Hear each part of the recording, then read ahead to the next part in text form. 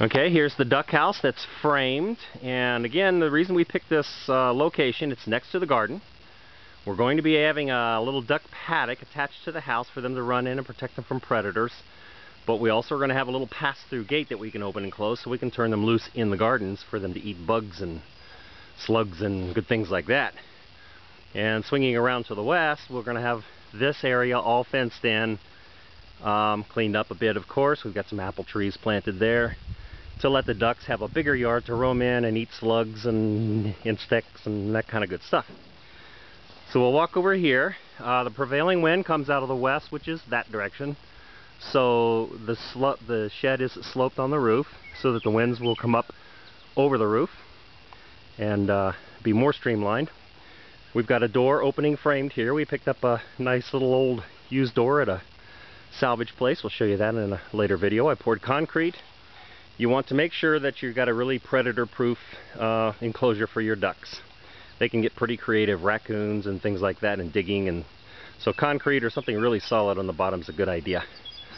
On this side, we have a framed opening here for the duck nest boxes, and we'll show you that later as we get to it. Up in here, you can see some hardware cloth. Hopefully you can see that.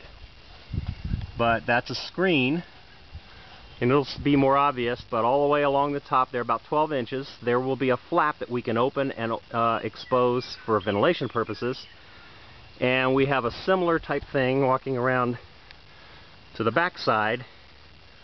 We have a slightly smaller, but 6 inches or so hardware cloth run across there. We'll be able to open and close that flap. So we can close it all up, button it up in the winter for warmth, and open it up in the summer for coolness. And I'll just back up here so you can see the duck house from this side. And that's pretty much what it looks like. Out to the right of the view that you're looking at, we'll have the duck paddock that'll run along the fence into the garden, or adjacent to the garden.